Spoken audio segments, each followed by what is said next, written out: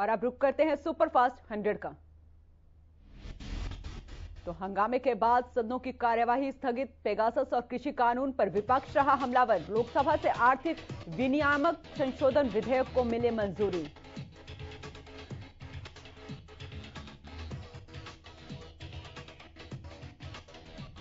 Corona की तीसरी लहर की आशंका के बीच गृह मंत्रालय ने कोरोना गाइडलाइंस के दिशा निर्देशों को अगले महीने 31 अगस्त तक के लिए बढ़ा दिया।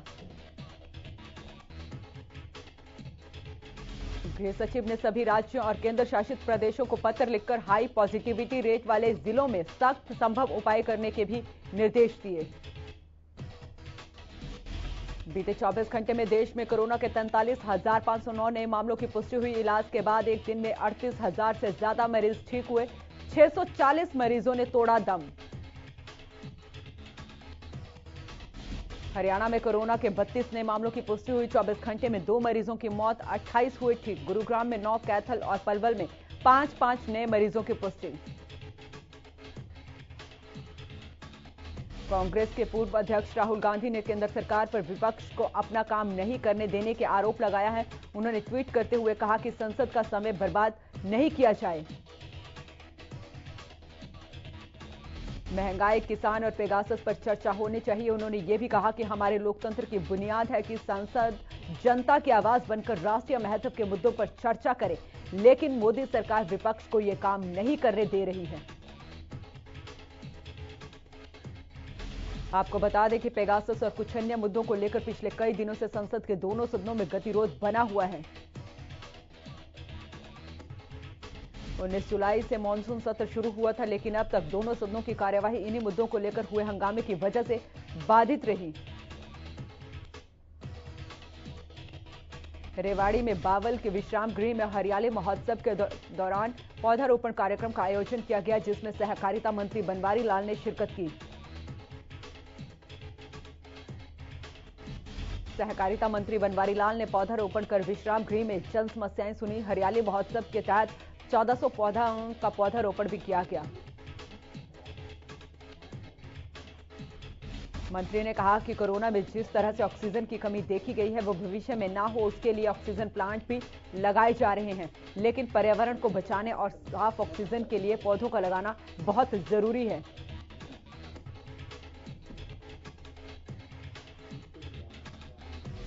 साथ ही उन्होंने कहा कि चीनी मिलों को घाटे से उबारने के लिए सरकार प्रतिबद्ध है। उन अधिकारियों के खैर नहीं जो बिना जरूरत के मरम्मत के नाम पर भ्रष्टाचार करते हैं। अब मरम्मत के अधिकारियों के लिए भी कमेटी बनाई गई है।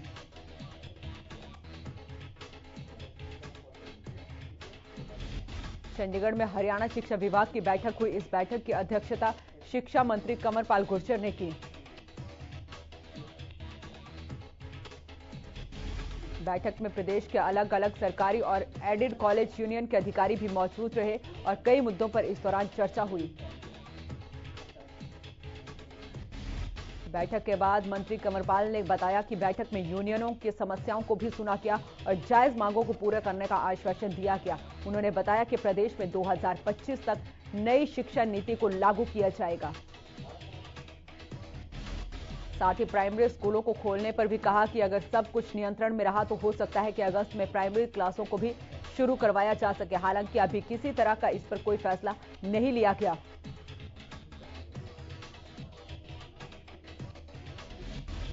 लगातार हो रही बारिश के बाद बुधवार को अमरनाथ में बादल फट गया। बादल फटने से अचानक सिंध नदी का जलस्तर बढ़ गया। बादल फटने की घटना के बाद एसडीआरएफ की अतिरिक्त टीम को घटनास्थल पर भेजा गया। अधिकारियों का कहना है कि पवित्र अमरनाथ गुफा में लगातार बारिश और बादल फटने की घटना के बाद लोगों से सिंध नदी से दूर रहने का अनुरोध किया गया है।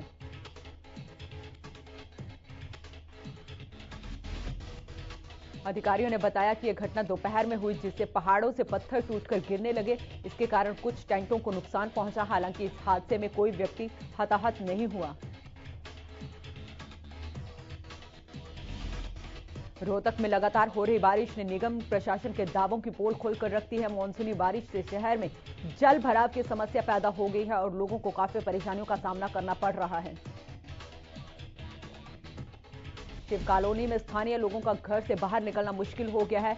यही नहीं, भिवानी हिसार लिंक रोड पर भी बड़े बड़े गड्ढे होने के कारण वाहन चालकों को मुश्किलों से जूझना पड़ रहा है। उधर निगम की तरफ से भी इंतजामों को लेकर गैर जिम्मेदार बयान दिया जा रहा है। निगम कमिश्नर का कहना है कि बारिश के मौसम में रिहायशी इलाकों में पानी भरता ही है। बारिश के बाद बल्लभगढ़ में दिल्ली मथुरा राष्ट्रीय राजमार्ग पर गंदा पानी भर गया, जिसकी वजह से गांव झाड़ से इटली के लोगों को भारी परेशानियों का सामना करना पड़ रहा है। जल भराव की वजह से यहां पर आए दिन हादसे भी होते रहते हैं। आपको बता दें कि राष्ट्रीय राजमार्ग के सर्विस रोड पर करीब 2.5 से 3 फुट के गड्ढे बने हुए हैं।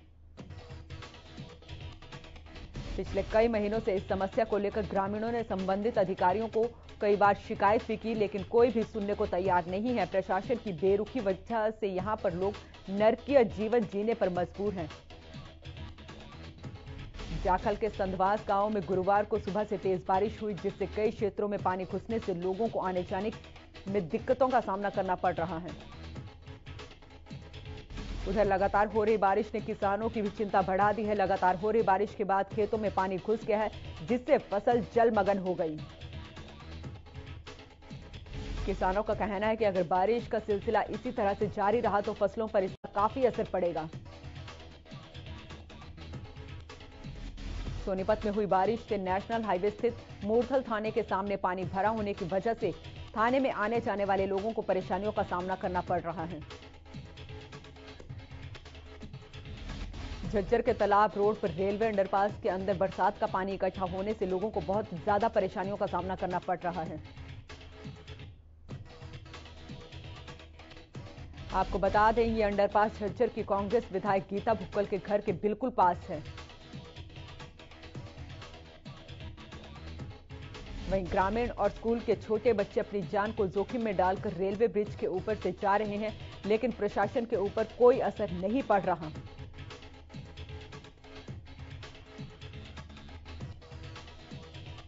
ग्रामीणों ने कहा कि इस समस्या के बारे में प्रशासन से कई बार बात की गई थी, लेकिन अभी तक प्रशासन ने इसकी कोई सुध नहीं ली। प्रदेश में जोरदार बारिश से लोगों को काफी परेशानियों का सामना करना पड़ रहा है। कहीं जल भराव ने लोगों की दिक्कतें बढ़ाई तो कहीं भारी बारिश से लोगों के मकान के छत गिर गई। करनाल के कतलाहेड़ी गांव में लगातार हो रही बारिश के चलते पक्के मकान की छत गिर गई। पिलर्स के धंसने की वजह से यह हादसा हुआ। इस हादसे में महिलाएं, बच्चे और पुरुष मलबे के नीचे दब गए, जिन्हें कड़ी मशक्कत के बाद बाहर निकाला जा सका। वहीं फतेहाबाद के भूना रोड के सामने एक दुकान की छत गिरने से दुकान में खड़ी कार पूरी तरह से क्षतिग्रस्त हो गई। हालांकि गनीमत यह रही कि जिस समय यह हादसा हुआ उस समय दुकान में कोई मौजूद नहीं था। धर्मनगरी कुरुक्षेत्र में हुई किसानों की बैठक में बड़ा फैसला लिया गया, जिसमें 15 अगस्त पर किसी भी मंत्री या राजनेता को तिरंगा नहीं फहराने देने पर सहमति बनाई गई। साथ ही इस बैठक में 15 अगस्त के मौके पर दिल्ली कूच करने का भी फैसला लिया गया। किसान दिल्ली कूच भाकियू के प्रदेश अध्यक्ष गुरनाम सिंह चड़ूनी की अगुवाई में करेंगे। भारतीय किसान यूनियन के जिला अध्यक्ष कृष्ण कलाल माजरा ने कहा कि 15 अगस्त पर कुरुक्षेत्र से एक बड़ा जत्था प्रदेश अध्यक्ष गुरनाम सिंह के नेतृत्व में सिंगू बॉर्डर के लिए रवाना होगा। ये काफिला शांतिपूर्ण तरीके से सिंगू बॉर्डर पहुंचेगा। वहीं जिला महामंत्री अमरीत सिंह ने कहा कि 15 अगस्त पर किसी भी नेता को तिरंगा नहीं फहराने दिया जाएगा। दिल्ली की दहलीज से शुरू हुए किसान आंदोलन को 8 महीने से ज्यादा का समय बीत चुका है। दिल्ली के अलग अलग बॉर्डर पर एकजुट होकर किसानों ने कई पड़ाव पार किए। क्या ठंड, क्या बारिश और क्या गर्मी, सब सहन कर गए, लेकिन अपने हक के लिए डटे रहे। दिल्ली तक अपनी मांगों का फरमान पहुंचाते रहे। बातचीत का न्योता आया, कई दौर की वार्ताएं भी हुई, लेकिन नतीजा नहीं निकल पाया। बेनतीजा रहे इन बैठकों का सिलसिला लगातार चलता रहा। फिर क्या था, किसान भी अपनी मांगों से पीछे नहीं हटे।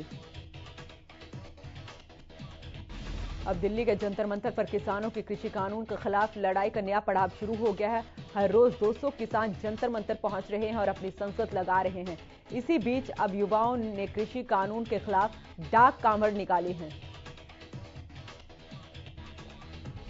कोरोना के चलते कांवड़ यात्रा पर तो प्रतिबंध है, लेकिन आंदोलनकारी किसानों के हौसले के लिए युवाओं ने हरिद्वार से ना सही गांव से जल और मिट्टी लेकर किसान आंदोलन स्थल पहुंच रहे हैं। गुरुवार को जींद के दुर्जनपुर गांव से मिट्टी और पानी लेकर युवा टीकरी बॉर्डर पहुंचे। इस दौरान युवाओं के हाथों में तिरंगा और किसान यूनियन का झंडा दिखा। अपने हक की लड़ाई के लिए किसान, महिलाएं और युवा भी सड़कों पर है, लेकिन इस बार महाआशीर्वाद के लिए युवाओं ने डाक कांवड़ का प्लान तैयार किया है। सड़क से लेकर संसद तक जिस एक नाम की गूंज है वो किसान है। संसद में भी लगातार कृषि कानूनों के खिलाफ विपक्ष सरकार पर हमलावर है। किसानों की मांगों को उठाते हुए विपक्ष सरकार को घेरने का एक भी मौका नहीं छोड़ रहा। अपने हक के लिए किसान हर नामुमकिन कोशिश को भी मुमकिन कर रहे हैं। सरकार से तीनों कृषि कानूनों को रद्द करने की मांग की जा रही है, लेकिन सरकार ने तो मानो किसानों की मांगों को ठंडे बस्ते में डाल दिया है। एमबीएस मॉल के मालिक पर ईडी का शिकंजा। बैंक लोन में फर्जीवाड़े के आरोप में राज सिंह गहलोत गिरफ्तार। करीब 200 करोड़ से ज्यादा का है फर्जीवाड़ा। जहां सरकार स्वच्छता अभियान के तहत पूरे देश को साफ सुथरा करना चाहती है और इसके लिए करोड़ों की ग्रांट भी दी जाती है, लेकिन ठेकेदार और अधिकारी इस पूरी योजना पर पलीता लगाते नजर आ रहे हैं। कैथल के कुतुबपुर और जगदीशपुरा गांव में ऐसा साफ साफ दिखाई दे रहा है कि मीडिया के कैमरों ने जब इसका जायजा लिया तो पाया कि गांव में सफाई नाम की कोई चीज नहीं है, ना ही नालियों की कोई सफाई हुई है। इस बारे में जब मीडिया ने कैथल के सिटी मजिस्ट्रेट अमित कुमार से बात की तो उन्होंने बताया कि मामला प्रशासन के संज्ञान में है और इसकी विजिलेंस जांच भी चल रही है। जो भी तथ्य होंगे उनके हिसाब से ही कार्रवाई की जाएगी। जींद के मिनी सचिवालय के खजाना विभाग कैंपस के सीवरेज पाइपलाइन के लिए बनाई गई जगह पर बियर की खाली बोतलें मिली।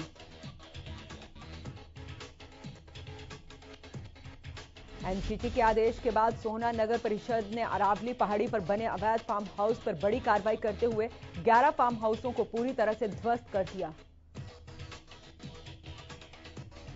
आपको बता दें, इससे पहले नगर परिषद ने करीब 40 फार्म हाउसों को तोड़ने का नोटिस दिया था, जिसमें से करीब 38 फार्म हाउसों को अब तक तोड़ा गया है। वहीं परिषद के अधिकारियों ने कहा कि इन फार्म हाउस मालिक ने अरावली श्रृंखला के अंदर एनजीटी के आदेशों को दरकिनार करके अवैध रूप से फार्म हाउस का निर्माण किया हुआ है। इस दौरान उन्होंने कहा कि यह कार्रवाई एनजीटी के आदेश पर की जा रही है और जल्द ही जो फार्म हाउस बचे हुए हैं उन पर भी कार्रवाई की जाएगी। आपको बता दें, सोहना नगर परिषद के अधीन आने वाली अरावली श्रृंखला में करीब 330 फार्म हाउस अवैध रूप से निर्माण किए हुए हैं, जिनको जल्द ही सोहना नगर परिषद नोटिस देगा। पिहोवा बिजली कार्यालय की बिल्डिंग लगभग 60 साल पुरानी होने की वजह से खस्ता हालत में हो गई है, जिसके चलते आए दिन किसी न किसी कर्मचारी के ऊपर बिल्डिंग का मलबा गिरने का खतरा बना रहता है। देरवार को बिजली कर्मचारी काम कर रहे थे, उसी समय एक बिजली कर्मचारी के ऊपर बिल्डिंग का मलबा गिरने लगा। बिजली कर्मचारी ने साइड में होकर अपनी जान बचाई। एसडीओ अनिल कल्याण ने पत्रकारों से बातचीत करते हुए कहा कि शहरी बिजली कार्यालय की बिल्डिंग लगभग 60 साल पुरानी है, जिसकी वजह से बिल्डिंग की हालत खस्ता हो चुकी है। उन्होंने कहा कि पिछले काफी समय से उच्च अधिकारियों को इसके बारे में अवगत करा दिया गया है। यमुनानगर में ट्रैफिक पुलिस ने जाम लगने वाली मुख्य जगहों को चिन्हित किया है। कई जगह लोग पार्किंग की जगह न होने पर भी अपने वाहन सड़क पर खड़े कर देते हैं और देखते ही देखते जाम लग जाता है। ऐसी जगह पर ट्रैफिक पुलिस नो पार्किंग के बोर्ड लगाएगी।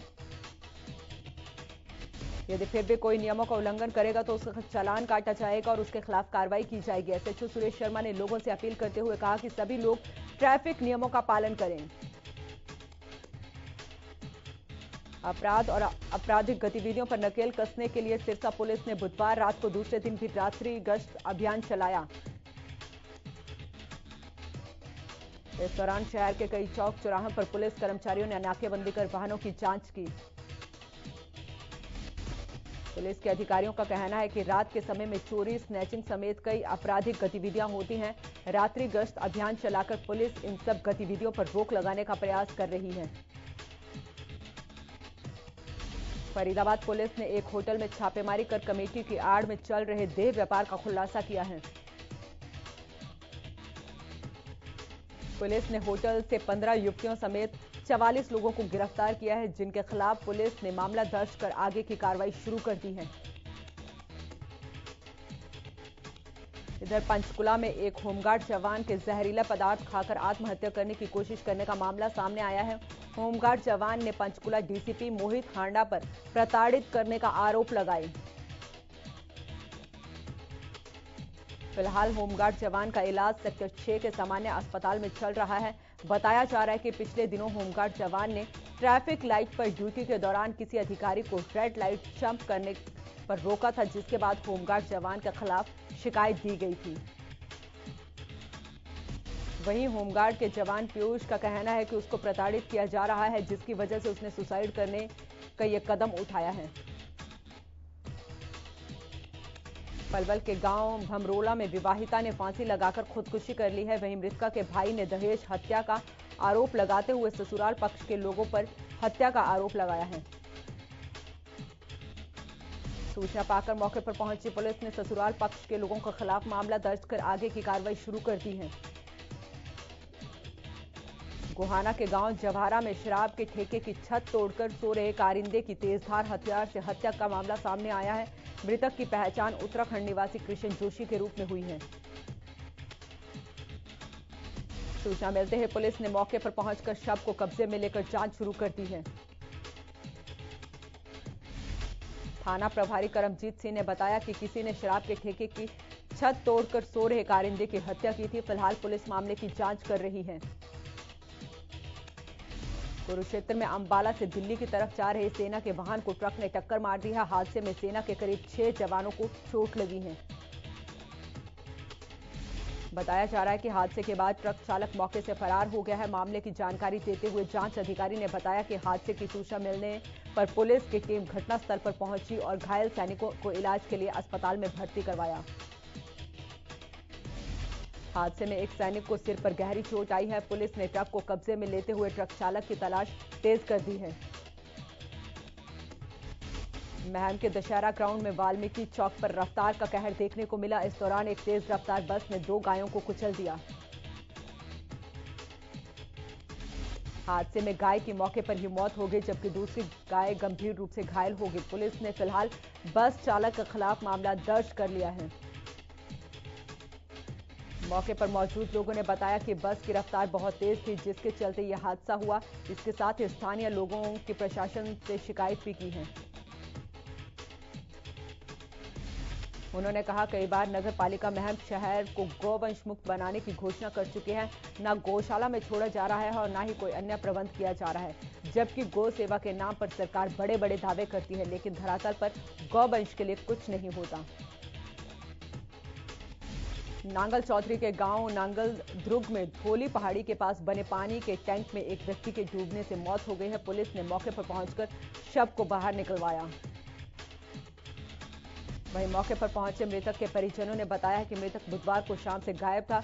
वहीं उन्हें सूचना मिली थी कि धोली पहाड़ी के पास बने टैंक में किसी व्यक्ति की डेड बॉडी तैर रही है।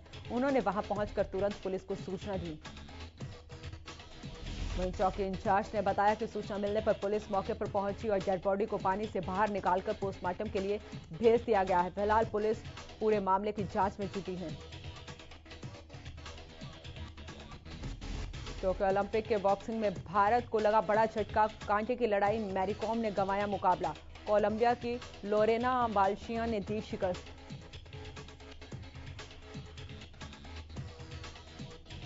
हॉकी में भारत की पुरुष टीम की शानदार प्रदर्शन जारी है। भारत ने रियो ओलंपिक की चैंपियन अर्जेंटीना को 3-1 से हराया है। भारत की ओर से वरुण कुमार, विवेक सागर प्रसाद और हरमनप्रीत सिंह ने गोल किया।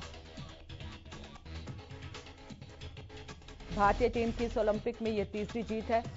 इससे पहले स्पेन और न्यूजीलैंड के खिलाफ भी जीत हासिल की थी। बैडमिंटन में पीवी सिंधु ने भारत की मेडल की उम्मीद को और बढ़ा दिया है। पीवी सिंधु क्वार्टर फाइनल में पहुंचने में कामयाब हो गई हैं। पीवी सिंधु अंतिम 8 में पहुंच गई हैं। उन्होंने अंतिम 16 के मुकाबले में डेनमार्क की मिया ब्लिचफेल्ड को 2-0 से मात दी है। सिंधु ने पहला गेम 21-15 और दूसरा 21-13 से अपने नाम किया है। यह मैच 41 मिनट तक चला। तीरंदाजी में अतनु भारत की इकलौती उम्मीद है। राउंड ऑफ 32 के मुकाबले में अतनु ने बेहतरीन शुरुआत करते हुए अगले दौर में जगह बना ली है। उन्होंने चीनी ताइपे के देंग यू चेंग को 6-4 से हरा दिया। चीनी ताइपे को हराने के बाद अतनु ने अंतिम 16 के मुकाबले में कोरिया के दिग्गज तीरंदाज जिनिएक ओह को मात दी है। अतनु ने 6-5 से यह मैच अपने नाम किया। यह मुकाबला शूटआउट तक पहुंचा। भारत के लिए आज का दिन बेहतरीन रहा। बॉक्सिंग में भी जीत मिली है। बॉक्सर सतीश कुमार ने 91 किलो वर्ग में अंतिम 16 के मुकाबले में जमैका के रिकार्डो ब्राउन को मात दी है। उन्होंने 4-1 से यह मुकाबला अपने नाम किया है। सतीश ने पहला राउंड 5-0 और दूसरा और तीसरा 4-1 से जीता। इस जीत के साथ सतीश कुमार अंतिम 8 में पहुंच गए और मेडल जीतने के 1 कदम दूरी पर हैं। भारत और श्रीलंका के बीच 3 मैचों की T20 सीरीज का मुकाबला श्रीलंका ने जीत लिया है। दूसरे मुकाबले में श्रीलंका की टीम ने भारत को 4 विकेट से मात देते हुए सीरीज में बराबरी कर ली है। भारत ने पहले बल्लेबाजी करते हुए 132 5 विकेट के स्कोर पर बनाया था। बदले में श्रीलंका ने 19.4 ओवर में 6 विकेट के नुकसान पर लक्ष्य को पा लिया। भारत के लिए कुलदीप यादव ने 2 विकेट झटके।